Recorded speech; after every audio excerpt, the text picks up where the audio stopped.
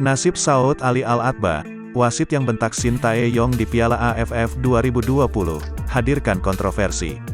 Ajang Piala AFF 2020 memakan korban. Hal tersebut tak lepas karena AFF tak lagi memakai jasa wasit Saud Ali Al-Atba dan memberhentikan tugasnya di ajang Piala AFF 2020. Diketahui, Saud Ali Al-Atba merupakan wasit yang pernah beradu mulut dan membentak pelatih timnas Indonesia, Shin Tae-yong pada fase penyisihan grup.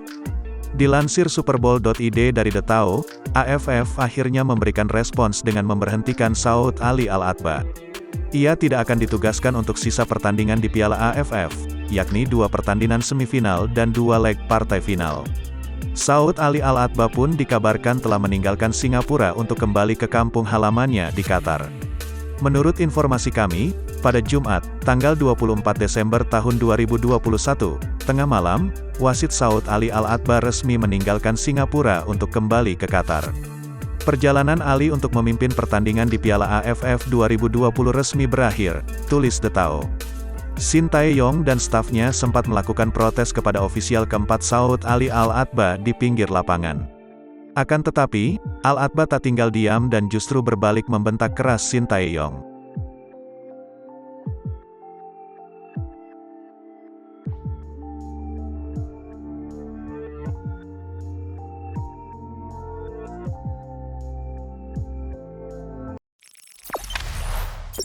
Jangan lupa subscribe, share, komen, dan like ya!